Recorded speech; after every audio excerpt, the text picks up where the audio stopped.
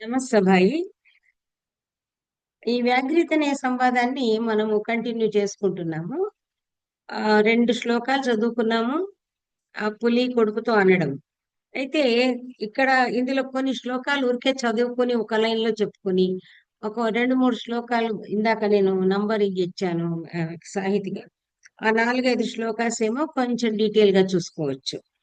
అప్పుడు ఆ ఈ పులి బిడ్డ అంటోంది, అతను ఇలా ఒక మామూలుగా ముందు కాళ్ళేమో ఊపుకుంటూను వెనక కాళ్ళ పైన నడుస్తూ వస్తున్నాడు.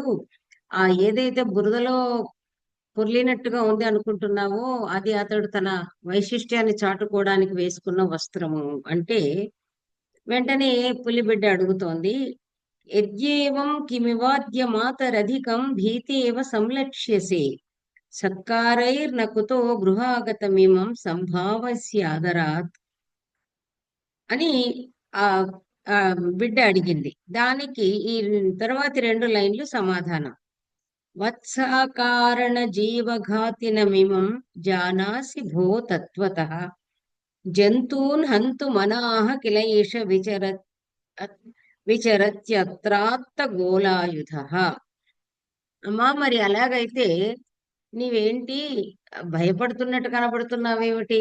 అతిథిలాగా అతను వస్తే అతన్ని సంభావించి ఆదరించి సాదర సత్కారాలు చేయాలి కదా. అలా కాకుండా భయపడుతున్నట్టు ఉన్నావెందుకు అని అడిగితే, బిడ్డ నీకు తెలియదు, ఇతడు మంచివాడు కాదు, అసలు శత్రుత్వం అకారణ శత్రుత్వం, మనతో అసలు జాతి వైరము లేదు, జ్ఞాతి వైరము లేదు, అకారణ శత్రుత్వంతో అందరినీ చంపాలని చెప్పేసి ఈ గోళాయుధము అని గురువు గారు వాడారనమాట. గోళాయుధము అంటే తుపాకీ, ఈ తుపాకీ వేసుకొని తిరుగుతున్నాడు అని పులి చెబుతుంది. చెప్పిన తర్వాత నేను ఇందాక చెప్పినట్టు 4వ నంబర్ శ్లోకము ఎంత అద్భుతంగా ఇక్కడ మనకి ఏం కనబడుతుంది అంటే, ఆది మానవుడి జీవితాన్ని ఆ మనసులో ఉంచుకుని రాయబడిన శ్లోకం ఇది. అంటే ఒకప్పుడు సృష్టి ఆదిలో ఎలా ఉండేవాడు అంటే, మన మోడర్న్ సైంటిస్ట్ అండ్ హిస్టోరియన్స్ చెప్పే ప్రకారం మనకి మళ్ళీ వైదిక దీని ప్రకారము అందరూ కూడా చక్కగా ఒకేలాగా అంటే మానవులు మానవులుగా జన్మించారు ఇత్యాదులు అవన్నీ అవి వేరు. మన మహాభారతాదుల్లో సృష్టి క్రమం చెప్తారు. కానీ మన వాళ్ళు అంటే మన కలియుగ ఆరంభం అని మనం కనుక అనుకుంటే, ఈ ఆధునిక కాలగణన ప్రకారం చూసుకున్నట్లయితే ఈ హిస్టోరియన్స్ ఏం చెప్తారు, ఏదో డార్విన్ సిద్ధాంతం అంటారు, మరొకటి అంటారు. అదంతా పక్కన పెట్టి ఆదిమ మానవుడు అంటారు, పాత రాతి యుగము, కొత్త రాతి యుగం ఇలాంటివి చెప్తారు. అది మనసులో పెట్టుకుని రాసిన శ్లోకం గురువు గారిది. అది అంటే ఎలా ఉండేవాడు, మొదట్లో ఆకులెలములు కట్టుకుని అడవిలో తిరుగుతూ ఉండేవాడు. తర్వాత కాలక్రమేణా నాగరికత పెరిగి వస్త్రాలు ధరించడం ఇత్యాదులు, తర్వాత చెట్టు తొర్రల్లో నివసించేవాడు. ఇవన్నీ మేము చదువుకున్నాము. మనం అంటే మరి మీ సంగతి తెలియదు కానీ మేము చిన్నప్పుడు చదువుకున్నాం.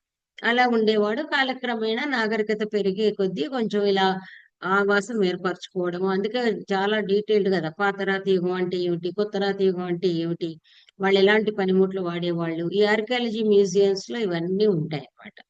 అయితే ఆ భావాన్ని మనసులో పెట్టుకుని ఎంత చక్కగా రాశారంటే, ధాతా పూర్వమశేష భూమి వలయం నిర్మాయ చాస్మత్కృతే స్వాదిష్టాన్నతయా ససర్జ వివిధాన్ జంతూన్ నరాదీనిమాన్.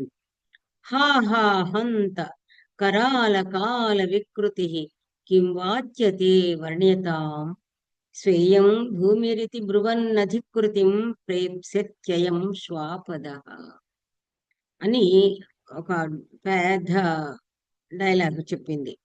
ధాత పూర్వం అశేష భూమి వలయం అస్మత్కృతే నిర్మాయ. విధాత మొదటగా ఏం చేశాడు అంటే సృష్టి ఆది ఈ అశేష భూవలయాన్ని భూమండలాన్ని మన కోసం అంటే అందరి కోసం సృష్టించి ఏం చేశాడు, ఇది ఇందులో మనకి ఈ వేదాల్లో ఉన్నటువంటిది ఏదంతా కూడా. అంటే ఆయా ప్రాణులను సృష్టించినటువంటి ఆ విధాత ఆయా ప్రాణులకు అవసరమైనటువంటి అన్నపానాదులను కూడా సృష్టించాడు అని కదా మన మన ఆ మన తత్వ శాస్త్రాలు చెబుతున్నది. అందువల్ల స్వాదిష్టాన్నతయా ససర్జ వివిధాన్ జంతువున్ నరాదీన్ ఇమాన్. అసలు స్వాదిష్టమైన అంటే ఒక్కొక్క జంతువుకు ఒక ఆహారం తినేవి. మన మాంసాహారం తినే జంతువులు ఉన్నాయి, శాకాహారం తినే జంతువులు ఉన్నాయి. వాటికి కావలసినటువంటి ఆహార పదార్థాలని కూడా సృష్టించేసి జంతువునని వాడాడు. జంతువు అని అంటే ఏమిటి? జయతే ఇది జంతువు, కాబట్టి ప్రాణికోటి అని అర్థం. జంతువు అనేది తర్వాత అందుకనే మనకు పశుపతి అంటే మనం పశువులము అని అంటే అందరూ కూడా పశువులనే అర్థం అన్నమాట. కాబట్టి జంతువు అంటే కూడా ప్రాణికోటి అని అర్థం. కాబట్టి ఇక్కడ ఆ మాట వాడింది. అందరు జంతువులని వారికి అవసరమైనటువంటి ఆహార పదార్థాలను సృష్టించి ఈ ప్రపంచాన్ని నిర్మించాడు విధాత. హాహా హంత, అయ్యయ్యో, ఏమని చెప్పాలి? కరాల కాల వికృతి, ఈ కాల పరిణామము, క్రూరమైనటువంటి ఈ కాల పరిణామము ఎంతటిదంటే కిం బాధ్యతే వర్ణ్యతాం, నేను నీకు ఏమని చెప్పాలి? హాహా, అయ్యయ్యో, ఇదంతా సృష్టించబడింది, మనందరము కూడా అందులోని భాగమే.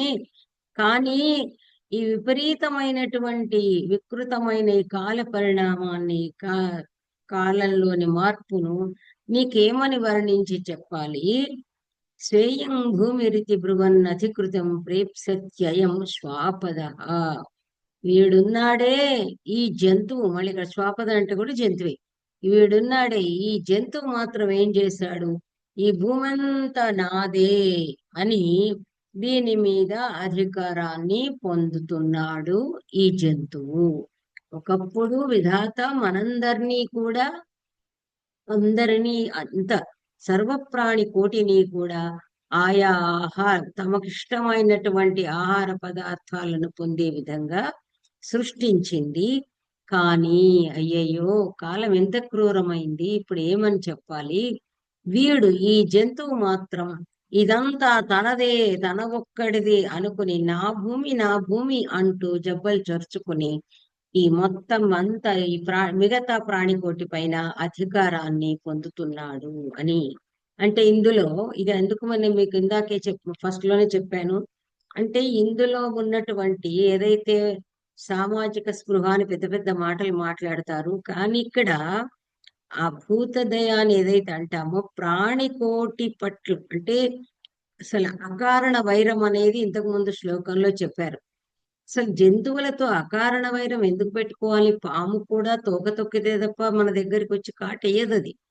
అలాంటప్పుడు మనం అది కనబడగానే అది మనని చంపుతుందేమో అని అసలు అంతకంటే ముందు మనం దాన్ని చంపేస్తాం. సో ఈ విధంగా సకల ప్రాణి కోటి ఉంది. పులులు అడవిలో తిరుగుతుంటాయి, మనం అడవిలోకి పోతాం, దాని ప్రపంచంలోకి. ఇప్పుడు మనం మామూలుగా ట్రెస్ పాసింగ్ అనేది ఒక నేరం.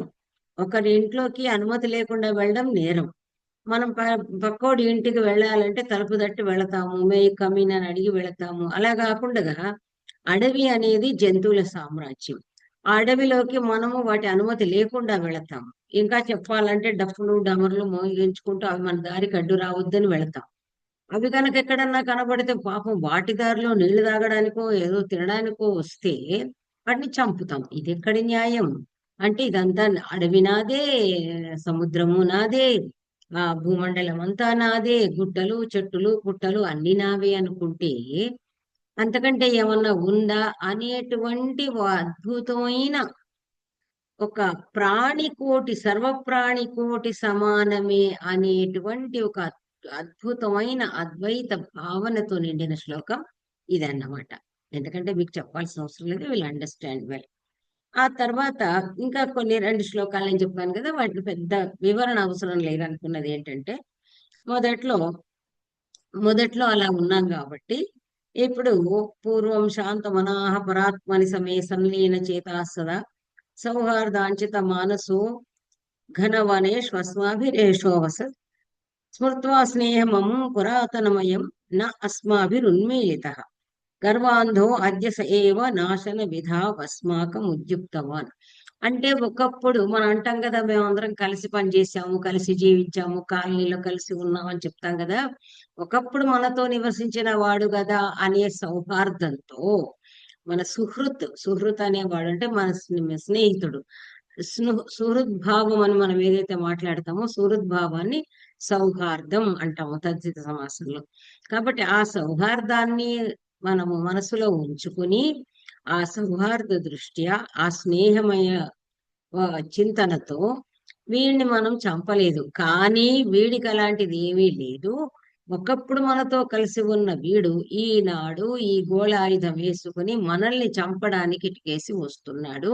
వాడికి అలాంటిది లేదు అనేది నెక్స్ట్ శ్లోకం. ఇక తర్వాత కొంచెము వెటకారంగా ఇది ఇది కూడా గురువు గారి మన మానవ నైజం యొక్క పరిశీలనకు ఇది మచ్చుతనక. మామూలుగా హ్యూమన్ నేచర్ అనేది ఎలా ఉంటుంది అంటే, మీరు ఓవరాల్ మామూలుగా ఇప్పుడు ఏదైనా మనం రూల్ చెప్పినప్పుడు సాధారణంగా అంటాం కదా. సో ఇన్ జనరల్ ఒకటి ఉంటుంది, స్పెషల్. అందువల్లనే ఇతను మహావీరుడు అని ఒక వ్యక్తిని పట్టుకొని రాణా ప్రతాప్ గొప్ప వీరుడు, శివాజీ గొప్ప వీరుడు, కృష్ణరాయలు చాలా కళాపోషణ ఎందుకు చెప్తామంటే, అందరూ కూడా కొంత కళాపోషణ ఉండవచ్చు, కొంత పరాక్రమం ఉండొచ్చు, రాజులందరూ రాజ్యాల కోసం జయించి ఉండొచ్చు, కానీ ప్రతి వాడిలో ఏదైనా పర్సంటేజ్ ఉండొచ్చు. కానీ కుహన కుహన అంటే వీళ్ళంతా కూడా సోకాల్డ్ అనే వర్డ్ వాడతారు. వీళ్ళు చెప్పుకోవడానికి గొప్పలు చెప్పుకుంటారు, కానీ నిజంగా గనక పరిశీలించినట్లయితే, ఎందుకంటే మనం ఇక్కడ ఏదైతే మనకు సినిమాలో జోక్స్ చూపిస్తుంటారు, వాడు నాకేం భయమా, ఏనుగు వచ్చినా పులి వచ్చినా నాకేం భయమా అంటాడు వాడు, ఏదో కమెడియన్. అదేదో అక్కడి నుంచి ఎవడో దాన్ని మిమిక్రీ చేస్తే కూడా వాడు జంప్ చేస్తాడు. సో అలాగా ఉంటారు కాబట్టి దాన్ని భలే సున్నితమైన హాస్యంతో గురువు గారు చెప్పారు. వీరోయం కిలయో విభేతి నితరాం క్రుద్ధాద్ బిడాలాదహో సోహింసా వ్రత శిక్షక కిల సదా యః ప్రాణినాం ఘస్మర యో దృహ్యత్యపి సోదరాయ సకిలారథ్య పరం జన్మినాం భో పశ్యాస్మాత్ పశ్చాస్మాత్ ఉపేక్షయా కృతపదామేతస్య దర్పాంధతాం. వీడు కొంచెం పిల్లి గుర్రం అంటే, ఒక పిల్లి కనుక ఒకసారి ఇట్లా దుంకి రక్కపోతేనే భయపడేవాడు వీరుణ్ణని చెప్పుకుంటాడు. అంటే పిల్లికి కూడా భయపడేవాడు వీడు వీరుడట. ఇంకా ఏ అస్తమానం ఎవరిని చంపాలా, ఎవరికి అపకారం చేయాలా అని చూస్తున్న వాడేమో వీడు అహింసావ్రత శిక్షకుడట. అహింసావ్రతాన్ని గురించి మాట్లాడతాడట. తర్వాత అసలు తన తోడబుట్టిన సోదరులనే సహించని వీడు ఏం చెబుతున్నాడు?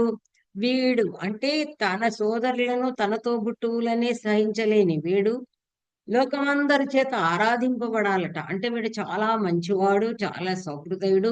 అంటే ఎవరిని చూడడు. మనకు తెల్లవారు లేస్తే తెలుస్తుంది. సరైన తమ్ముళ్ళే ఇంటికి వస్తే అన్నం పెట్టని వీడు, వాళ్ళనే చూడని వీడు వీడిని చూడాలట అని. భో పశ్యాస్మదుపేక్షయ, పశ్య అస్మదుపేక్షయ. చూడు చూడు మనం ఏం చేశాము ఇక్కడ చాలా అద్భుతంగా చెప్పారు గురుగారు. చూడు మనం ఏం చేశాము, పోనీలే మనతో కొన్నాళ్ళు ఉన్నాడు కదా అని ఆ పాతకాలపు స్నేహాన్ని దృష్టిలో పెట్టుకుని మనం వీడిని చంపకుండా వదిలేస్తాం. అదిగో పొరపాటున వదిలేస్తాం. ఆ వదిలేసిన పొరపాటు వల్ల ఇప్పుడు ఎంత ప్రమాదం వచ్చి పడింది అంటే, ఈ దర్పాంధతాం కృత పదాం, వీడి దర్పాంధకారం ఏమైందంటే అడ్వాన్స్ అయిపోయింది. ఆ దర్పాంధం ఏదైతే ఉందో అది ఇంకా ఇంకా పెచ్చుమీరింది అంటాం మనం. చాలా పెరిగిపోయింది. మనం గనక అప్పుడే తోక కట్ చేసి ఉంటే వాడికి ఈ విధంగా కాకపోయి ఉండను, భయపడేవాడు. కానీ మనం వదిలేసాము, ఉపేక్షించి వదిలేసాము కాబట్టి వాడు ఇలా అయ్యాడు అన్నాడు. ఆ తర్వాత ఈ శ్లోకం 7th, నేను మీకు ఏదైతే నంబర్ ఇచ్చాను, చాలా అద్భుతమైన శ్లోకము. ఇందులో కూడా మానవ నైజాన్ని అంటే ఇక్కడ మన ఆచార్యవర్యుల ఒక ఆలోచన విధానం అనేది మనకి ఇది ఇది ఈ శ్లోకం ఏదైతే ఉందో ఇది అద్దం పడుతుంది అనమాట. అంటే మనుష్యులు అంటే వారి స్వభావం, ఇప్పుడు మనిషి ఒక రచనల ద్వారా ఒక్కొక్కసారి, అన్నిసార్లు అన్ని భావాలను చెప్పను కానీ కొన్నిసార్లు తమ రచనల ద్వారా వాళ్ళ వ్యక్తిత్వం కూడా కొంచెం ప్రకటితం అవుతుంది. ఆ మితాహారం తినేవాళ్ళు, తర్వాత అందరి పట్ల ఒక రకమైనటువంటి ఆత్మీయత బంధంతో ఉండేవాళ్ళు, వాళ్ళ నేచర్ అనేది వేరుగా ఉంటుంది. వాళ్ళ రచనల్లో వాళ్ళ మాటల్లో కూడా ఒక రకమైనటువంటి ఆ సాఫ్ట్‌నెస్ అనేది కనబడుతుంది. సాంత్వన కనబడుతుంది. వాళ్ళు అందుకే బకాసురుల్లాగా ఇప్పుడు మామూలుగా మితాహారులు అనేటప్పటికి ఏమవుతుందంటే, మితం అనేటి పదం ఎక్కడైతే వస్తుందో, ఇప్పుడు మితభాషి, స్మితభాషి అని ఏదైతే మనం చెప్తామో, అసలు మామూలుగా ఎవరైతే తక్కువ మాట్లాడతారో, వాళ్ళు తక్కువ మాట్లాడడానికి కారణం ఏంటంటే, పొల్లు పదాలు మాట్లాడరు. ఈ వాగేటప్పుడు ఏమవుతుందంటే, ఇక్కడ మనకి భాషకి ఒక ప్రాసెస్ ఉంటుంది. ఏం ప్రాసెస్ ఉంటుంది అంటే, ఇప్పుడు మామూలుగా మీరు చూస్తున్నారు. ఇప్పుడు నేను ఒక టెక్స్ట్ చెప్పేటప్పుడు మాట్లాడే పద్ధతికి, అలా కాకుండా ఇంట్లో వేరే వాళ్ళతోనో, ఎవరితోనో మాట్లాడే పద్ధతికి there is lot of difference. అక్కడ ఆలోచన అక్కర్లేదు. ఏదో వాగడం అంటామే అది రియల్‌గా వాగడమే. అక్కడ మనము అది ఈ విధంగా మాట్లాడాలి, ఇలా మాట్లాడకూడదు అనేటువంటిది సాధారణ జనులకు అని I'm not talking about all. సాధారణ జనులకు ఎట్లా ఉంటుంది? ఏదో మాట్లాడేస్తుంటాం. తర్వాత అయ్యో! ఇట్లా అన్నామా అని ఇంటికొచ్చి మనం ఫీల్ అవుతాం. కానీ ఆలోచించి మాట్లాడేవాళ్ళు ఎందుకంటే మైండ్ ఒక విషయాన్ని మాట్లాడాలన్నప్పుడు mind has to give command to the tongue అన్నమాట. మన బ్రెయిన్ కమాండ్స్ ఇస్తుంది. ఇచ్చినప్పుడు అది చెప్తుంటుంది. This was a good word, this was a bad word అని చెప్తూ ఉంటుంది. ఆ మాత్రం మనం టైం మన మైన్యూట్ అన్నమాట. సెకండ్స్. ఆ సెకండ్ కంటే కూడా ఇంకా ఏదో అంటాం కదా! ఈ మన రెప్పపాటు కాలం. ఆ విధంగా టైం ఇచ్చినప్పుడు ఆలోచించి మాట్లాడినప్పుడు మాటల్లో అపశబ్దాలు దొర్లవు, తప్పులు దొర్లవు. ఆ విధంగా మాట్లాడే వాళ్ళు మితభాషులనమాట. ఆ తర్వాత కడుపులో ఎలాంటి కల్మషం ఉండదు. ఎవరి పట్ల కూడా అసహ్యము, ద్వేషభావం ఉండని వాళ్ళకి మనసు ప్రసన్నంగా ఉంటుంది. మనస్సు ఎప్పుడైతే ప్రసన్నంగా ఉంటుందో, ప్రసన్న చిత్తులై ఉంటారో, అప్పుడు ముఖంలో చిరునవ్వు వెలుగుతుంది. చిరునవ్వొస్తుంది. అంతేకాని వేరే రకమైంది రాదన్నమాట. జస్ట్ ఎ మినిట్ అండి. ఏదో కొంచెం ఫోనొస్తుంది.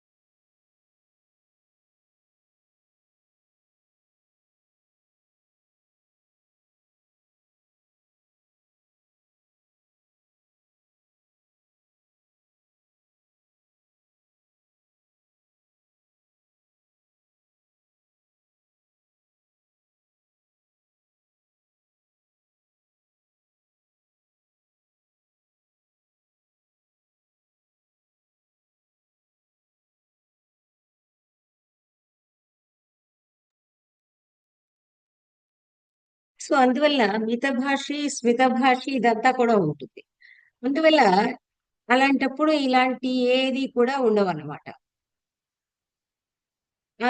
ఆ విధంగా ఉండే వ్యక్తి మన ఆచార్యవర్యులు. అందువల్ల వారికి మితాహారం అసలు ఏదైనా కూడా ఎంత పంచభక్ష పరమాన్నాలు ఉన్నప్పటికీ కూడా చాలా మితాహారం, మితంగా తినడము, హితమైందే తినడం ఇలాంటి కొన్ని మంచి అలవాట్లు వారికి సహజంగానే ఉండేవన్నమాట.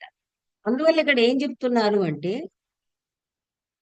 తృప్తా మాంసభుజోల్పమేవ పలలం సంప్రాప్య సర్వే వయం లబ్ధ్వా పర్ణతృణాదిమాత్రమితరే తుష్టా గజాద్యాః సమే అశ్నన్ ధాన్యఫలాదికం బహువిధం మాంసం గ్రసన్ నిత్యశో రక్షన్ భావికృతే హరత్యయమిహాహారం సమేషాం హి నః. ఎంత అద్భుతంగా చెప్పారంటే మానవులను గూర్చి పులి చెప్తోంది. మా తృప్తా మాంసభుజ అల్పమేవ పలలం సంప్రాప్య సర్వే వయం. జంతువులన్నీ కూడా వాటికి కావలసినటువంటి మాంసాహారాన్ని ఓ ముద్ద పలలం ఏదో ఇంత మాంసపిండం ఏదో కాస్త తిని వెంటనే మిగిలింది వదిలేసి వెళ్ళిపోతాయి. అవి they don't take, they don't carry. చంటి పిల్లలు ఉన్నప్పుడు వాటికి తీసుకెళ్లి పెడతాయే తప్ప, అదర్వైజ్ మనలాగా గిన్నెల్లో ఫ్రిడ్జ్‌లో పెట్టుకొని, మనమైతే గిన్నెలు కూడా పోయి ఇప్పుడు ఫ్రిడ్జ్‌లో పెట్టుకుంటాం నెలల తరబడి, సంవత్సరాల తరబడి. సో, ఆ విధంగా అదే అంటుంది. మనం ఈ కాస్త ఒక మాంసపు ముద్ద తినేసేసి మనం తృప్తిగానే ఉన్నాము. అందరం గూడా, మనందరం కూడా. అంటే ఏంటి? క్రూర జంతువులమాట. లబ్ధ్వా పర్ణ తృణాది మాత్రమితరే తుష్టా గజాధ్యాసమే. ఇంకా శాకాహార మృగాలున్నాయి. లేళ్ళు ఇత్యాదులు ఇవన్నీ కూడా శాకాహార మృగాలు. అదే విధంగా ఏనుగులు. ఏనుగు పాపం అంత పెద్దగా ఉంటుంది గానీ మాంసం అది ముట్టుకొని కూడా ముట్టుకోదు. చక్కగా మనం ఇచ్చే అరటిపళ్ళు, వెలగపళ్ళు, ఆ పళ్ళు, ఈ పళ్ళే తింటుంది. అంతకు మించి అసలేమి మాంసం జోలికే పోదు. అది మంచి ఆకులు, అలములు, గడ్డి, గాదం అదే తింటుంది. కాబట్టి క్రూర జంతువులు మాంసపు ముద్ద దొరకగానే తినేసేసి ముద్దుడుచుకొని పక్కకెళ్ళిపోతున్నారు. ఏనుగు లాంటి పెద్ద పెద్ద జంతువులు, శాకాహార జంతువులన్నీ కూడా ఏదో అక్కడ అక్కడ 4 ఆకులు, అలములు తినేసేసి అవి కూడా తృప్తిగా ఉంటున్నాయి. ఈ 2 లైన్‌లలో 2 చెప్పేసింది. ఇప్పుడు మానవుడి గతి ఎలా ఉందంటే, అశ్నం ధాన్య ఫలాదికం బహువిధం. మనం ఇంకా రీసెర్చ్‌లు ఇంకా సాగుతూనే ఉన్నాయి. ఇప్పుడు ఉన్నది సరిపోదని మళ్ళా ఎక్కడ జంతువులు ఏం తింటాయో అని వాటికి మిగలకుండా పొట్టు, పలలము అన్నీ గూడా మనం అన్ని మొత్తం మిల్లెట్స్ అని, మరొకటని ఇక అసలు ఏ మిగతా ప్రాణికోటికి ఏమీ మిగలకుండా అది చెప్తున్నా. అస్నం ధాన్య ఫలాదికం. ధాన్యాలు, ఫలము అంటే ఆల్ టైప్స్ ఆఫ్ గ్రెయిన్స్, పప్ప, ఉప్పో పెద్ద లిస్టు మనకసలు ప్రశ్నే లేదు. అందులో ఇప్పుడు వందల రకాల కూరలు పెడుతున్నారట. ఏది మన భోజనాలలో. అంటే వీడంత తినగలడా? వీడికున్నయే 32 పళ్ళు. 100 కూరలు పెడితే వాడు ఏమని తినాలి? పంటికొకటేసుకొని కూడా తినలేడు. సో, ఈ విధంగా ధాన్య ఫలాధికం బహువిధం. సరే. ధాన్యం తింటున్నాడు, పళ్ళు తింటున్నాడు, ఆకులు తింటున్నాడు, అలములు తింటున్నాడు. ఇన్ని తిన్న తర్వాత అంతటితో తృప్తి పడుతున్నాడా? మాంసం గ్రసం నిత్యశో. ఇది సరిపోదురా బాబు అని ఆ శాకాహార జంతువులకేమీ లేకుండా అది తింటున్నాడు. మాంసం తినే జంతువులకు కూడా లేకుండా మేకలు, గొర్రెలు అవి పాపం పులులు, మేకలు, గొర్రెలు దొరికితే తింటాయి. కానీ మానవుడు దొరకనిస్తే కదా! మేకలు, గొర్రెలు పోయి బర్రెలు, ఆవులు దాకా తినడానికొచ్చాడు. కాబట్టి వీడు నిత్యం మాంసం తింటున్నాడు. All right. తిన్నాడు. తినేసి మూతి తుడుచుకొని వెళ్తున్నాడా? లేదు. రక్షన్ భావికృతే హరత్యయం ఇహ ఆహారం సమేషాం నహినః. వీడు సరే తిని ఊరుకుంటాడా అంటే కాదు.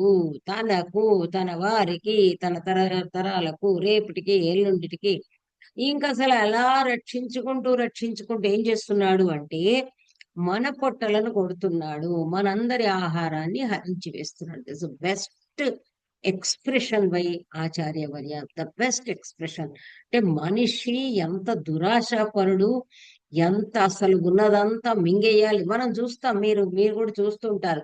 కొంతమంది జనాలను చూస్తుంటే ఎక్కడికైనా భోజనానికి వెళ్ళినప్పుడు మేము చిన్నప్పుడు మా వాళ్ళు అనేవాళ్ళు, మా పెద్దవాళ్ళు అనేవాళ్ళు, "వాడు ఎక్కడికైనా వస్తే కడుపు అరువు తెచ్చుకున్నట్టుగా తింటాడు" అని.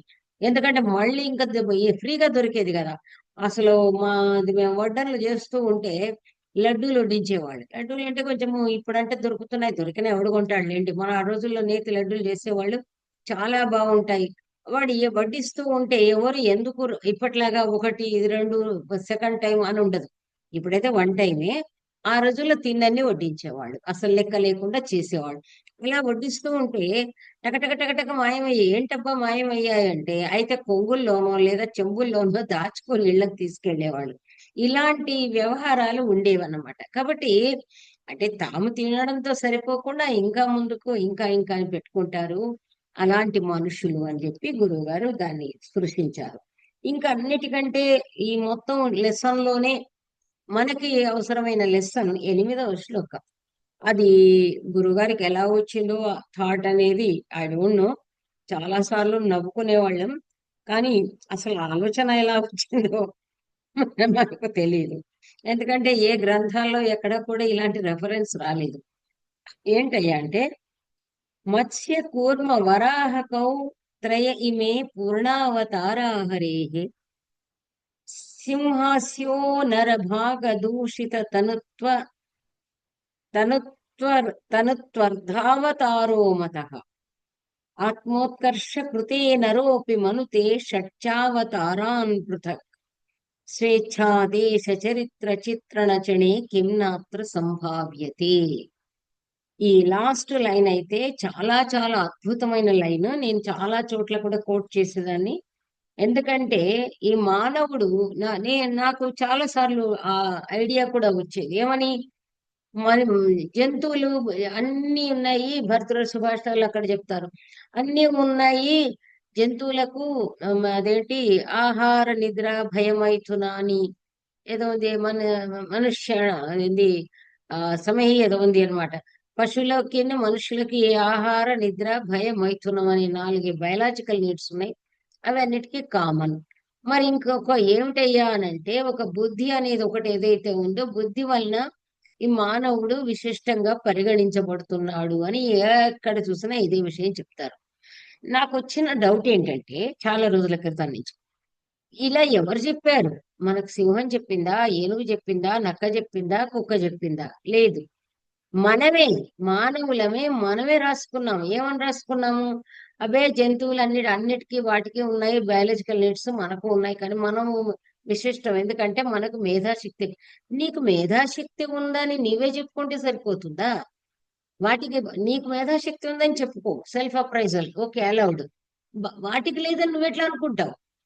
వాటికి ఇల్లుంది, వాటికి గూడు ఉంది. ఇంత చిన్న తుమ్మెదకు చిన్న పురుగు కూడా గూడు కట్టుకుంటుంది, గుడ్లు పెట్టుకుంటుంది, పిల్లల్ని చేస్తుంది, వెళుతుంది.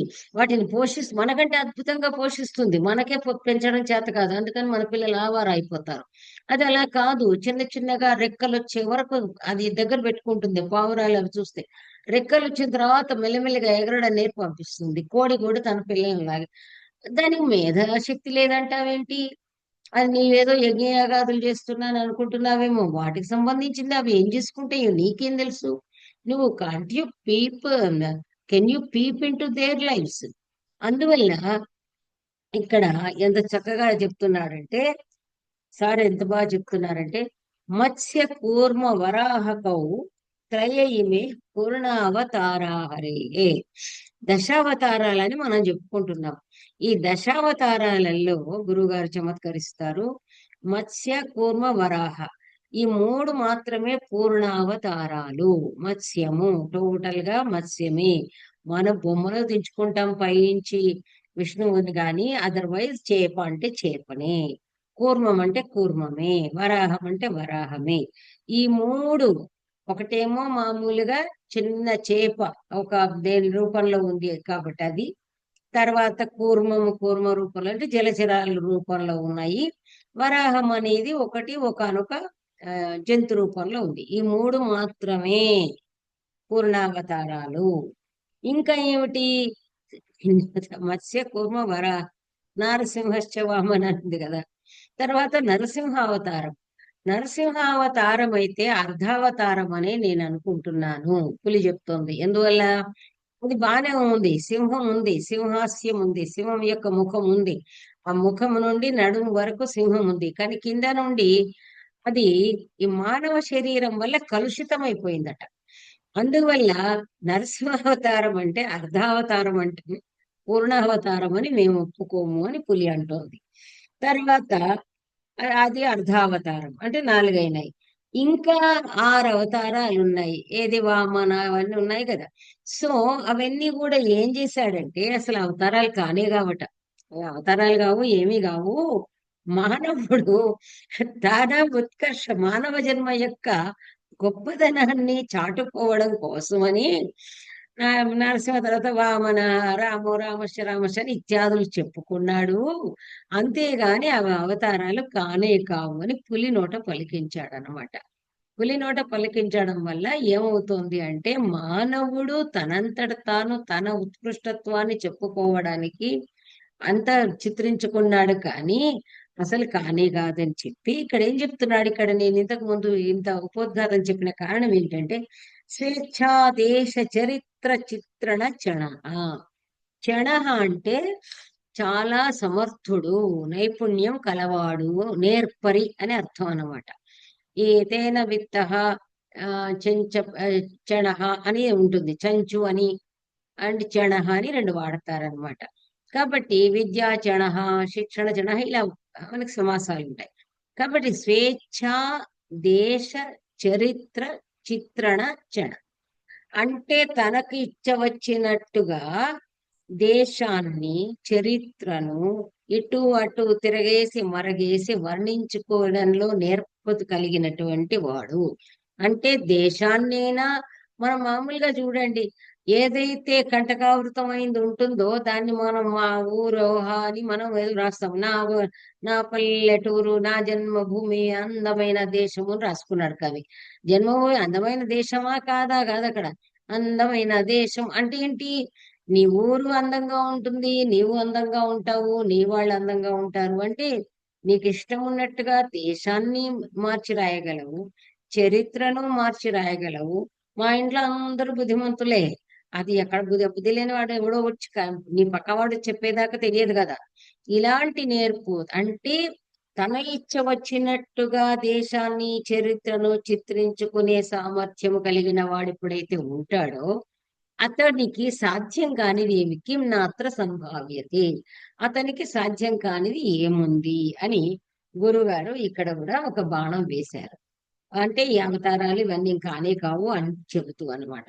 ఇంకా ఆ తర్వాత ఇంకా 2 శ్లోకాస్ మనం చూసుకోవాలి. టైం ఉంది కాబట్టి ప్రాబ్లం లేదు.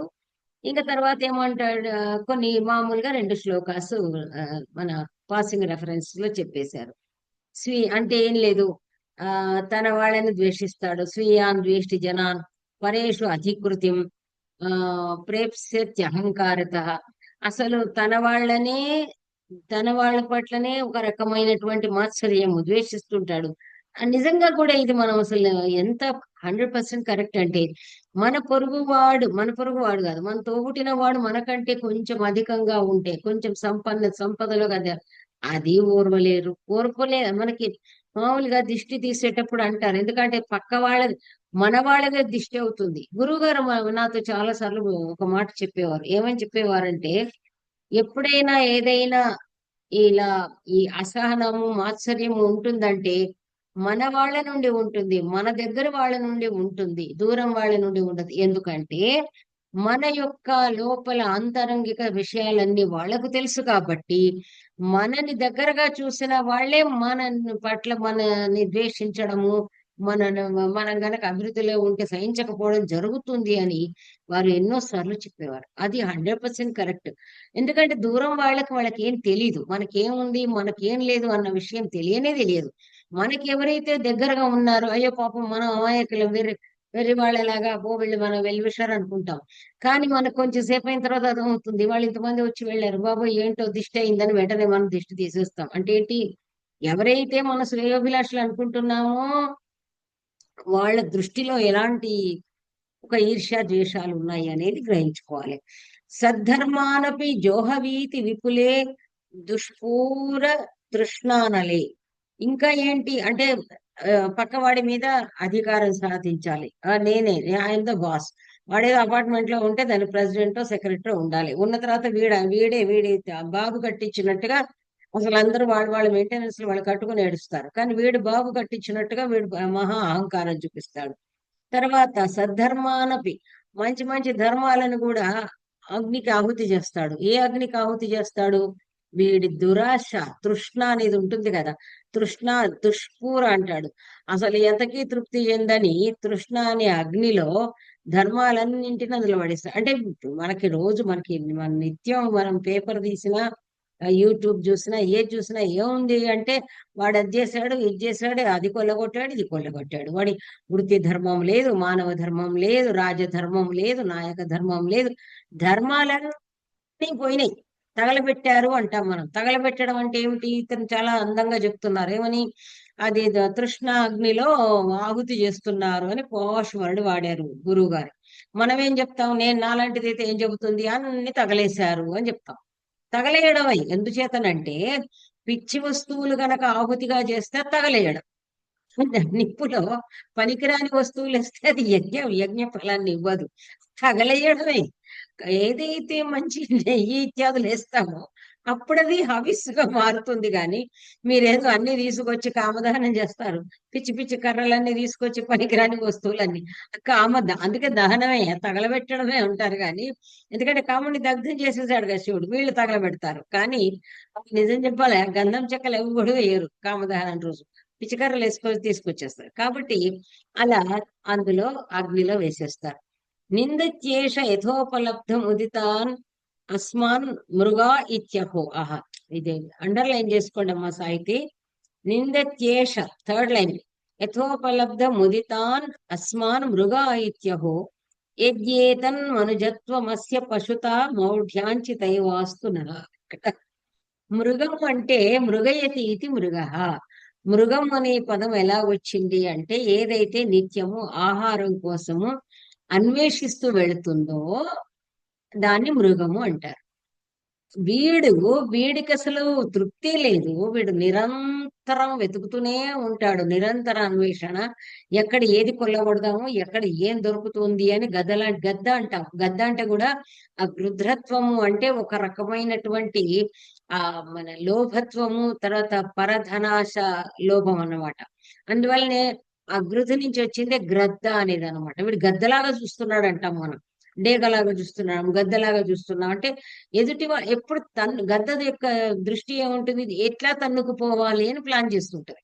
వీళ్ళలో మనుషుల్లో కూడా అదే అన్నమాట. కాబట్టి ఇక్కడ చాలా చక్కటి వర్డ్ ఏం పులి అంటుంది, నిత్యము అనునిత్యం మనమేమో దీని మూలన ఉంటున్నాము, అనునిత్యము దురాశాపరుడయ్యి ధర్మాలన్నీ తగలేసేసి ఈ నిరంతరము ఎవడిది ఎక్కడ తీసుకోవాలా అని చూసే వీడు మనని మృగం అంటాడు. అసలైన మృగం వాడు. ఇక్కడ ధ్వని అన్నమాట. అసలైన మృగం వాడు, మనం మృగాలం కాము. సరే, మనని పశువులు అని అంటున్నారు కదా. నిజంగా గనక ఆ వాడు అలా ఉండి మనని పశువులు అంటే పోనీలే, వాడి మనుజత్వం కంటే మన పశుత్వమే బాగుంది, మేము పశువులు అన్నా పర్వాలేదు. ఇదే కనుక మానవత్వం అయితే మాకు మానవత్వం వద్దు, ఆ మనుష్యత్వం వద్దే వద్దు, మనం ఇలా పశువులుగానే ఉందాము అంటే చి చి చి. మనం అంటాం చూడండి, ఏదో మన పద్యాల్లో చెప్పారు, గాడిద కొడుక అంటే వీడా నా కొడుకని గాడిద ఏడ్చను అని పద్యం అన్నమాట. అంటే ఇంత దరిద్రుడు అంటే మనిషే భరించలేక గాడిద కొడుక అంటే గాడిద కూడా ఏడ్చిందంట, ఇంత దరిద్రుడు నా కొడుకు ఏంటి అని అది కూడా ఏడ్చేసిందట. నీలాంటి వాడు నాకు వద్దురా బాబు అని అన్నట్టు, నీ మనుజత్వం వద్దే వద్దు, మాకు ఈ పశుత్వమే బాగుంది ఇలాంటిది. తర్వాత ఇంకా అలాగే ప్రాంతీయ భేదాలను గురించి నెక్స్ట్ శ్లోకాల్లో చెప్తారు.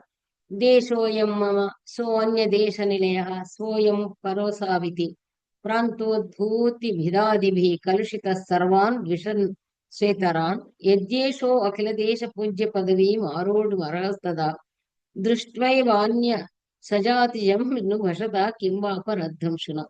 అసలు ఎవరని చాలా అద్భుతమైన ఇది కూడా అంటే ఇక్కడ మరొక విషయం, మీకు క్లాస్ లాగా పాఠం చెప్పట్లేదు కానీ అసలు గురువు గారు ప్రకృతిలో కనబడే విషయాలని ఎంత చక్కగా అన్వయించి చెప్పారు అనే దానికే ఇంత వివరణ నేను ఇస్తున్నాను. వీడు అసలు ఎవరిని తన వాళ్ళను భరించడు, తన వాళ్ళను అసలు తన తోటి వాళ్ళను భరించడు. వీడు నావాడు, ఇది నా వీడు మనం ఈనాటికి ఉంది కానీ అదొక ఆప్యాయతతో అంటాము, ద్వేషంతో అనము. వీడు మా ఊరు వాడు కాదు అనం, మన ఊరు వాడని ప్రేమగా చూస్తాం, దానికి తప్పు లేదు. వీడు మనవాడు కాదు, ఇదే కదా ఆంధ్ర తెలంగాణ గొడవలకు కారణమైంది అదే. ఇంకా మిగతా జార్ఖండ్ ఇవన్నీ కూడా అంటే లేనిపోని భేదాలు సృష్టించడం ఈనాటికి కూడా. నిజం చెప్పాలంటే మన తెలంగాణ ఉద్యమంలో నాటిన విషబీజాలు అవే కదా. వాడు మనవాడు కాదు, వీడు మనవాడు కాదు, అసలు ఏంటో పిచ్చి. అదే అంటున్నాడు, ఇతను మనవాడు కాదు, వీడు అక్కడి నుంచి వచ్చాడు అని. ఈ విధంగా జాతి భేదాలు, దేశ భేదాలు ఇలా కల్పించేవాడు ఇలా చేస్తున్నాడంటే ఇంతకంటే నీచత్వం మరొకటి ఉంటుందా? ఇలా ఉన్నప్పుడు మనము కుక్క మొరగడాన్ని ఒక రకంగా కొంచెము నీచంగా అంటే చిన్న చిన్న చూపుతో చూస్తాం. ఆ కుక్క ఏం చేస్తుంది, అది ఇంకో కుక్క రాగానే మురుగుతుంది. ఈ విషయం మనందరికీ తెలుసు, గురువు గారు కూడా చూశారు. కానీ చూసే చూపులోని భేదం ఏమిటంటే కుక్క వేరే కుక్క వస్తే ఏదో ఆప్యాయంగా దగ్గరికి పోదు, ముందుగా అది గోగోని మురుగుతుంది అన్నమాట. అంటే ఒక అసహనంతో మురిగినట్టుగా మురుగుతుంది. అదేమంటున్నారు ఇక్కడ గురువు గారు ఆ విషయాన్ని ఎలా వాడుకున్నారంటే, అసలు ఒక మనిషిని సహించినటువంటి మనుషులు ఇలా ఇలా చేస్తున్నారు అంటే, మరి మామూలు జంతువైనటువంటి కుక్క మరో కుక్కను చూసి మొరగడంలో పాపం దాని దోషం ఏముంది అని రాశారు. అంటే అసలు ఏం ఏం చెప్పదలుచుకున్నారు? ఎలా చెప్పదలుచుకున్నారు? అంటే జంతువుల కంటే కడహీనము వీడిలా చేస్తున్నాడు అంటే కుక్క పాపం దానికైతే వీడింత గొప్ప చెప్పుకుంటున్నాడు. వీడంత తెలివితేటలు లేవుగా. పాపం దానికి ఎలా పలకరించాలో అందుకని మొరుగుతోంది. కాబట్టి అది మొరగడంలో దాని తప్పేముంది? వీడికైతే తన వాళ్ళని చూసి బుర్రుకురు అంటూనే వీడు మొరుగుతూనే ఉంటాడు. తన తను భరించే వాళ్ళ మీద అరుస్తూ ఉంటాడు. కుక్కలాగా అరవద్దు అంట. తర్వాత కుక్కలు మొరుగుతున్నాయి అంటారు. అంటే గంభీరంగా పోతుంటే వాళ్ళని కూడా చెవాకులు చెవాకులు వాగుతూ ఉంటారు. ఇదంతా కూడా కుక్క కంటే కడహీనమే కదా. అలాంటి నిజంగా జనరల్ గా కనబడే పరిస్థితులను కూడా గురువు గారు దానికి కావ్య రూపం ఇచ్చారు. దట్ ఈస్ వాట్ ఈస్ ఆచార్య శ్రీరామచంద్రుడు గారు. That is his greatness. Okay, ఇప్పుడు ఈ శ్లోకం కూడా నా ఫేవరెట్సే మీకు చెప్తున్నాను. తర్వాత నిజంగా భాష అనేది ఎంత ఇంపార్టెంట్ కమ్యూనికేషన్ పర్పస్ అనేది ఏం చెప్తున్నారంటే గురువు గారు, నాకు ఇష్టమైన శ్లోకం అని చెప్పాను. భాషా జ్ఞానమథాస్తి బుద్ధి విభవశ్చేత్యన్వహం కథ్యతాం లబ్ధం తేన తతోద్య కిం ను సుఖమిత్యాలోచ్యతామేకదా యత్కించిల్లపితుం విరోధమధికం కర్తుం చ భాషాకృతం వాగేషా వినియుజ్యతేస్య సుతరాం నైవాస్తు నస్తాదృశీ భాషా జ్ఞానమథాస్తి బుద్ధి విభవ చేత్ అన్వహం కథ్యతాం. ఓకే, ఒకవేళ మనకంటే భిన్నంగా ఈ మానవుడికి భాషా జ్ఞానం ఉంది, బుద్ధి వైభవం ఉంది, బుద్ధిమంతు అంటే మనం సరే వీడు ఏం చేస్తున్నాడో ఒక్కసారి చెప్పండి, ఏమిటది చెప్పు, ఏమిటి దీన్ని గొప్ప అంటే లబ్ధం తేన తతోద్యకిన్ను, దానివల్ల వాడికి ఒరిగింది ఏమిటి, వాడి భాషా చాతుర్యం వల్ల బుద్ధి వైభవం వల్ల వాడు పొందింది ఏమిటి, ఏ సుఖాన్ని సుఖమిత్య ఆలోచ్యతాం ఏ కదా, వాడు పొందిన సుఖమేందో ఒక్కసారి ఆలోచించాలి.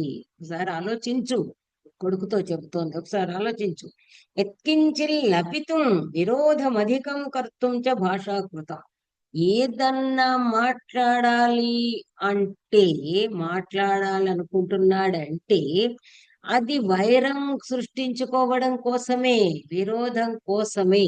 మాట మాట్లాడితే విరోధము, పక్కవాడి మీద తప్పుడు ఆరోపణలు, పక్కవాడితో పరుషంగా మాట్లాడటము, ఇంతే తప్ప వీడు భాషను సరిగ్గా సద్వినియోగం చేసుకున్నది ఎప్పుడుంది? వీడికి భాష వల్ల ఒరిగినటువంటిది ఏముంది?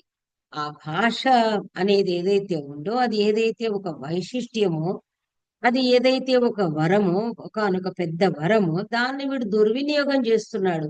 నోరు తెరిస్తే కలహానికే, నోరు తెరిస్తే కలహానికే. ఒకవేళ భాష యొక్క ప్రయోజనం అదే అయినట్లయితే మాకు ఆ భాష అక్కర్లేదు అంటుంది పులి. మనకు ఆ భాష వద్దే వద్దు. భాష రావడం వల్ల ఇలా చేస్తున్నారు అంటే ఆ భాష మనకు అవసరం లేదు, ఆ మాట అనేది ఏది ఉందో అది మనకు అవసరమే లేదు అంటుందంటే, మానవుడు భాష ద్వారా బంధాలను పెంచుకోనుగలడు, బంధాలను తుంచుకోనుగలడు, అదే విధంగా వైరాన్ని పెంచుకోనుగలడు. ఆ విషయాన్ని గురువు గారు ఈ శ్లోకంలో మనం ఘంటాపథంగా చెప్పారన్నమాట. తర్వాత ఇంకా అదే విధంగా కాసేపు నూనం శ్లాఘ్యతరోస్య బుద్ధి విభవ బాగానే ఉంది, కానీ మనం చేసేది ఏముంది, రకరకాల భోగాలు సృష్టించుకుంటాడు, అది ఆశోపహతం ఎట్సెట్రా అని 12వ శ్లోకంలో చెప్పేస్తాడు. అన్న తర్వాత ఇంకా కన్క్లూజన్కి వస్తూ అప్పుడు ఇదంతా చెప్పింది అనమాట. వీడు ఏం చేస్తున్నాడు, అంత లోకాన్ని అంతా కూడా కుతలాకుతలం చేసి లోకాన్ని అదే మొత్తం వంట పెట్టాలనుకుంటున్నాడు, దగ్ధం చేయాలనుకుంటున్నాడు అని చెప్పేసింది ఆ శ్లోకంలో. వీడికి ఏమైనా కూడా ఆశ అదే తప్ప ఇంకేమీ లేదు. అందరినీ ఆశోపహత ఆత్మవృత్తి. అసలు ఆశోపహతుడు, వీడికి ఎంతసేపు ఆశ ఆశ ఆశ వల్ల వీడు కొట్టబడినాడు. అంటే ఆశకు, ఆశ అనేది పిశాచం, ఆశ పిశాచగ్రస్తుడు. కాబట్టి వీడు ఎందుకు పనికిరాని వాడు, ఆ ఆశా పిశాచగ్రస్తుడు కాబట్టి లోకాన్ని అంతా కూడా దగ్ధం చేయాలని అనుకుంటున్నాడు. వాడి గురించి ఏం మాట్లాడతామంటే, వెంటనే ఇదంతా విన్న తర్వాత 12 శ్లోకాలంటే ఫస్ట్ శ్లోకం తనదవుతే 11 శ్లోకాలు తల్లి నుండి విన్న తనయుడు పులిబిడ్డ అంటున్నాడు. మాతస్తరిహి కిమద్య ఇక్కడ బోధ సమయే ఉందమ్మా సాహిత్యం. మోద సమయే వ్యర్థం త్వయాఖిద్యతే వక్రైషానను వక్రైషానను బుద్ధిరేవ కురుతే నాశం రిపూరస్యనః. ఇంతవరకు పులిబిడ్డ అన్నాడు. మైవం వత్స దిశే తదస్త్ర నివహ తుల్యాం గతిం ప్రాణినాం కిం నో వైరమనేన కిం ను లభతే భక్ష్యం క్వచిద్వేష్యతాం. అమ్మ మాతస్తర్హి, అమ్మ అలా అవుతే మరి వాళ్ళు సంతోషించాల్సిన సమయంలో నువ్వు అనవసరంగా ఎందుకు బాధపడుతున్నావు అంటే, మామూలుగా పులిబిడ్డ చూసుంటది కదా, మానవులను వేటాడటము, అదే వేటాడి తినడం అనేది చూస్తుంది కదా, అందుకంటుంది అమ్మ మరి ఇప్పుడు ఎందుకు బాధపడుతున్నావు, మనకు ఒక చక్కగా ఒక ఆహారం దొరికింది కదా, అది వాడికి తగిన శిక్ష మనమే విధించొచ్చు కదా, నువ్వెందుకు బాధపడుతున్నావు అని. వీడి బుద్ధి ఉంది కదా, వీడి వక్రేషా బుద్ధి, వీడి వంకర బుద్ధి ఏదైతే ఉందో, మన్ని చంపడానికి ఏదైతే గోళాయుధం వేసుకుని వస్తున్నాడు, వీడి వక్ర బుద్ధి వీడికే గతిని చూపిస్తుంది, వీడికి తగిన గుణపాఠం చెబుతుంది. నాశం రిపోహ అస్యనః, మన శత్రువు యొక్క నాశాన్ని, వాడి బుద్ధి వాడి నాశాన్ని తీసుకొస్తుంది అని చెప్తే, వెంటనే పులి మా ఏవం వత్స, నన్ను అలా అనకూడదు, అలా అనకు. ఎందుచేత అంటే దిశే తదస్త్ర నివహ తుల్యాం గతిం ప్రాణినాం. ఏదైతే అస్త్రాలు ఉన్నాయో, ఆ అస్త్రాలు ఏదైతే ఉన్నాయో అది మారణాయుధం అన్నమాట. దాన్ని ఏమంటాం మనం? మారణాయుధం. మారణాయుధాన్ని పట్టుకుని ఎవరైతే తిరుగుతున్నాడో ఆ మారణాయుధం అందరికీ సమమైన గతిని చూపిస్తుంది. అంటే ఇక్కడ కూడా గురువు గారి అద్భుతమైనటువంటి ఆ ఒక ఏమంటాము, ఒక శాంతి తత్వం అనేది ఒక మెసేజ్ ఇస్తున్నారు. మారణాయుధాలను పట్టుకున్న ఎవరైనా, మనం మామూలుగా మనకు వింటూ ఉంటాం, పాముల్ని ఆడించేవాడు పాము కాటుతో చస్తాడని. అదే విధంగా మనం ఏదైనా విషయం అంటే చెడు పనులలో తగులుకున్నవాడు, ఒక దొంగతనాన్ని పూనుకున్నవాడు మరొక దొంగ చేతిలో చచ్చిపోతాడు. మనం ఇప్పుడు చూస్తూనే ఉన్నాం, ఈ నక్సల్స్ అని మావోయిస్టులను చూస్తూనే ఉన్నాం. అదే విధంగా మారణాయుధాలు పట్టుకునేవాడు ఎందుకు మారణాయుధం పట్టుకుంటాడు? జస్ట్ అయితే మారణాయుధం అంటేనే చంపడానికి వాడే ఆయుధం. మారణాయుధాన్ని పట్టుకున్నవాడు ఎవరిని చంపడానికి అని వెళతాడు. వీడు చంపుతాడో చస్తాడో. ఎందుకంటే ఇక్కడ భగవద్గీత మనం తలుచుకోవాల్సిందే. ఎవరు ఎవరిని చంపుతాడు, ఎవరి చేతిలో చస్తాడో మనకు చేతిలోనే తెలియదు, మనకు తెలియదు. కాబట్టి మారణాయుధాన్ని పట్టుకున్నవాడు, మారణాయుధం అనేది ఒకటి ఉంది అంటే, మారణాయుధము కత్తి ఉందంటే అందరి మెడలు ఒకలాగే నరుకుతుంది, విడివిడిగా ఉండదు. విడి పాపం మంచోడు, వీడి చెడ్డోడు అని చెప్పి. కాబట్టి మారణాయుధమే అందరికీ ఒక సమమైన గతిని చూపిస్తుంది. మనకెందుకు కిమ్నో వైరం అనేన, వీడితో మనకు శత్రుత్వం ఏమిటి, వీడు అసలు మనకు భక్ష్యం, వీడు మనకు ఆహారం పట్ల, మనకు ఆహారంగా మసలే వాడి పట్ల మనకి ఏమైనా కూడా దాని పట్ల వైరం ఉంటుందా, దాని పట్ల అలా మనం చూస్తామా, మనం ద్వేషిస్తామా? మనకు అవసరం లేదు, అవసరమే లేదు అని చెప్పేస్తుంది. చెప్పిన తర్వాత మళ్ళీ చెప్తుంది అనమాట. This is concluding. ఇక్కడ ఈ కన్క్లూడింగ్ శ్లోకాతో మనకు we could complete today, very happy. ఇది శార్దూల విక్రీడితం అయిపోతుంది అనమాట. ఇప్పుడు ఏదైతే చివరి వరుడు పులి చెప్తుందో దాంతో శార్దూల విక్రీడితం అయిపోతుంది. తర్వాత ఆర్య వృత్తం అనేది వాడతాడు, దాంతో అయిపోతుంది. పశ్యంతోఖిల జంతు జాల నిలయాం ధాత్రీం కుటుంబం యథా తుష్యంతః పరసౌఖ్యమాత్మ సుఖమిత్యస్రాంత చింతావశాత్ పుష్యంతోత్ర పరాంచ శాంతిమఖిలే లోకే నిజైకర్మభి సంతోద్యాపి సంత సత్ఫలయుత భూయాత్ సదేశాం కృతి అని ఏమన్నారు.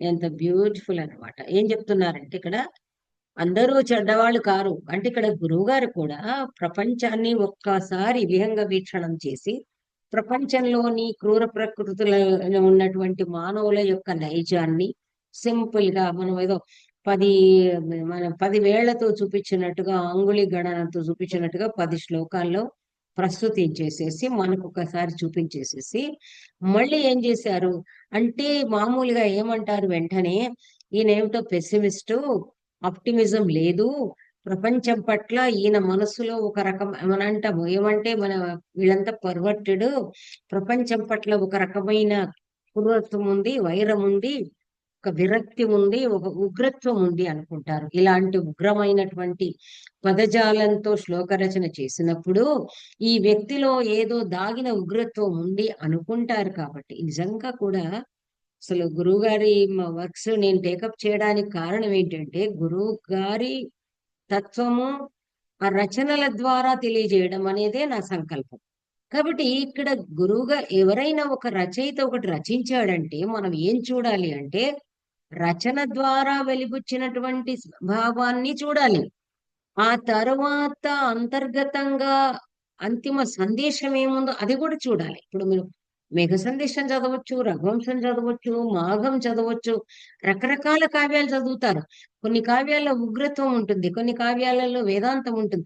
వేదాంతం ఉన్నంత మాత్రాన వీడు వేదాంతే బాబు, వీడికి శృంగారం తెలియదు అని అనుకోకూడదు. ఎందుకు చేతనంటే మరొకటి సందర్భవశాత్తు అశ్వఘోషుడు అనే కవి ఉన్నాడు. అతను బుద్ధ చరిత్రను రాశాడు. బుద్ధ చరిత్రను రాస్తుంటే సన్యాసాశ్రమంలో తిరుగాడుతున్నట్టే ఉంటుంది. అంతా బుద్ధిజం బుద్ధిజం బుద్ధిజం, వేదాంతము, తత్వాలు అదే ఉంటుంది. అది చూసి అశ్వఘోషుడు ఎక్కడి వాడయ్యా బాబు, ఇక్కడ దొరికాడు మనకు, అంతా కూడా వేదాంతము, ఈ బుద్ధిజం ఇది తప్ప ఏమీ లేదు, వీడికి ఏమి రాదు, శృంగారమే రాదు అనుకోవద్దు. ఎందుచేతనంటే అదే అశ్వఘోషుడు సౌందరనందం అనే కావ్యం రాశాడు. సౌందరనందం కూడా బుద్ధుని ఇతివృత్తమే. ఇక్కడ కూడా బౌద్ధ మత వ్యాప్తి కోసం రాసిందే, బుద్ధుని యొక్క గొప్పతనం చెప్పడానికి అయితే చెప్పాడు కూడా.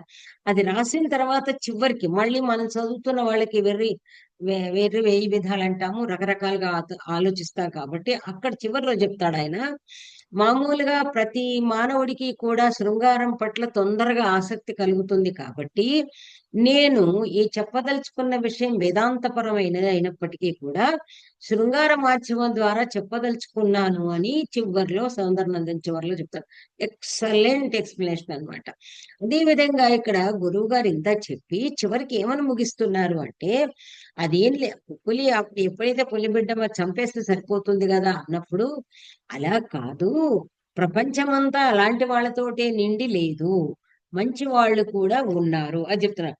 పశ్యంతో అఖిల జంతుజాల నిలయాం ధాత్రీం కుటుంబం యథ, ఈ సమస్త భూమండలాన్ని సర్వ ప్రాణి కోటితో కూడినట్టు అఖిలాండ కోటి అంటాం కదా, ఆ అఖిలాండ కోటి ప్రాణి సమూహంతో కూడిన పృథ్వీని తన కుటుంబంగా చూసుకునే వాళ్ళు చాలా మంది ఉన్నారు, మహానుభావులు ఉన్నారు. వసుధైవ కుటుంబకం అనేది అక్కడ వాడుతున్నారు అనమాట. అలా చూసుకునే మహానుభావులు ఎందరో ఉన్నారు. తుష్యంత పరసౌఖ్యం ఆత్మసుఖమితి, నిరంతరము ఇతరుల సుఖమే తమ సుఖంగా ఆలోచిస్తూ తృప్తి పొందుతున్న వాళ్ళు ఎందరో ఉన్నారు. వాళ్ళు ఇంకా ఇంకా ఏం చేస్తున్నారు, పుష్యంత పరాంచ శాంతిమఖిలే లోకే నిజైకర్మభి, ఈ సమస్త భూమండలంలో భూవలయంలో తమ యొక్క కర్మల చేత, తమ యొక్క పనుల చేత పరాం శాంతిం పుష్యంత, అద్భుతమైనటువంటి పర అంటే అత్యుత్తమమైన శాంతిని ప్రసరింపచేస్తూ వ్యాపింపజేస్తూ ఉన్నవాళ్ళు ఎందరో ఉన్నారు, ఎందరో మహానుభావులు ఉన్నారు. సంతో అద్యాపి సంతి, అలాంటి సజ్జనులు ఈ భూమండలంలో ఉన్నారు. వాళ్ళ వల్లే ఈ లోకం నిలిచి ఉంది అని కదా అర్థం.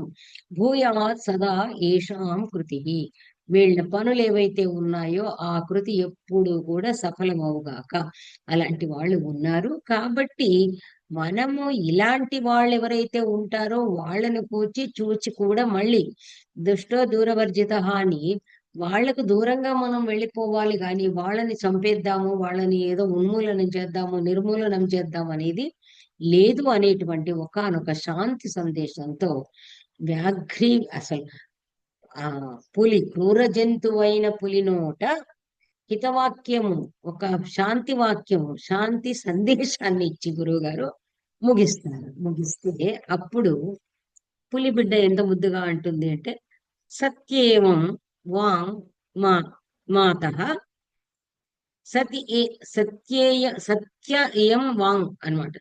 సత్యేయం వాంగ్ మాతః శార్దూల క్రీడితం విహాయేదం ఆర్యా గీతిం గాస్యే లోకా సర్వే భవంతు సుఖిన ఇతి. ఓకే, మరి ఈ విధంగా అంటే ఈ మాత ఈ మాట నిజంగా ఇది నిజమైతే ఇప్పుడు మనము ఇంకా ఇక్కడ ఏం చెప్తున్నాడు? ఆ వాంగ్మాత, వాంగ్మాత అంటే సరస్వతీదేవి. అందువల్ల ఈ విధంగా గనక అయితే అప్పుడు నేను శార్దూల విక్రీడితం విహాయ, అంటే ఇక్కడ తల్లిని కూడా, తల్లి ఒక మంచి భాషను చెప్పింది కాబట్టి ఇక్కడ వాక్ మాత సతి ఏవం, ఓకే అమ్మ ఈ మాట ఇలాగైతే అనేది కూడా వస్తుంది అర్థం. లేదా ఇంత చక్కటి మాట చెప్పిన సరస్వతీ దేవివి నీవే, బోధ చేసిన దానివి నీవే అనుకుని మాట ఇక్కడ మీకు వాంగ్ మాత ఇక్కడ చెప్పిండ్రు. The cub addresses its mother as goddess Saraswati, ఇక్కడ అది చెప్తుంది. తర్వాత ఇంకా ఏమిటి అంటే మామూలుగా గురువు గారు చెప్పారు, పోయట్ అని తనదే చెప్పుకున్నారు అనమాట. సో ఆ విధంగా మరి చెప్పాను కదా, శ్లేష ఉందని ట్రాన్స్లేషన్ లో కూడా ఇచ్చారు. ఈ విధంగా గనక అయినట్టయితే విహాయ శార్దూల విక్రీడితం, శార్దూల విక్రీడితాన్ని అంటే పులి యొక్క ఆ పులి చేష్టను, పులిలాగా ప్రవర్తించడాన్ని అంటే క్రూర వృత్తిని మానేసి ఆర్యాగీతిం గాస్యే, ఆర్య అనేది ఒక ఛందస్సు, ఆర్యాగీతి అంటే ఛందస్సు మారుతోంది ఇక్కడ. అయితే ఇక్కడ ఏమిటి ఆర్యాగీతి అంటే ఉత్తమ పద్ధతి, అంటే ఆర్యుల పద్ధతి, అంటే క్రూరత్వాన్ని వదిలివేసి ఉత్తమ ప్రవృత్తిని నేను అనుసరిస్తాను అని నేను పాడుతాను. లోకా సర్వే భవంతు సుఖిన ఇది. ఇది కూడా చూడండి, ముగింపు కూడా ఎలా ఇచ్చారు, లోకా సర్వే సుఖిన భవంతు అనే దాంతో ముగించారనమాట. అంటే ఈ విధంగా నిజానికి 15వది చిన్న శ్లోకం, 15 శ్లోకాల ఈ చిన్నది ఖండకావ్యం అనబడే కావ్యము మహాకావ్య సందేశాన్ని అందిస్తుంది. అందువల్లనే ఇది బిఏలో టెక్స్ట్ బుక్ లో పెట్టి పిల్లలందరికీ చెప్పడం జరిగింది అనమాట. అంటే ఇంత ఉత్తమ, నిజం చెప్పాలంటే మహాకావ్య లక్షణాల్లాగా మహాకావ్యంలో సర్గాంత శ్లోకం మారాలని ఉంటుంది. అంటే మళ్ళీ తర్వాత నిజం చెప్పాలంటే ఇవి కనుక 15 శ్లోకాలని మనం అనుకుంటుంటే 14 శ్లోకాలు తీసుకున్నట్టయితే శార్దుల వృత్తం పెద్దది. అనుష్టుప్లోకి తీసుకుంటే అది ఏమో 40 శ్లోకాలు అవుతుంది, ఒక ఖండిక అయిపోతుంది. అలా ఆ విధంగా గురువు గారు అంటే ఇది ఎందుకు నేను ఎన్నుకున్నాను అంటే, అసలు కావ్య రచన, సృజనాత్మకమైన రచనలు ఆచార్యులవి లేవా అనేది ఆడియన్స్ కు వచ్చేటువంటి ప్రశ్న. లేదు, వారు కావ్య రచనలో కూడా ఇదం శాస్త్రం ఇదం శస్త్రం ఇదం బ్రాహ్మం ఇదం శాస్త్రం అన్న టైప్ లో వారికి కావ్య రచన చేతనవును, శార్దూల విక్రీడితాలు రాయగలరు, అందంగా రాయగలరు, భావాత్మకంగా రాయగలరు. అవన్నీ చెప్పడానికే ఈ లఘు కావ్య సంగ్రహ అనే పుస్తకాన్ని ఎన్నుకోవడం జరిగింది.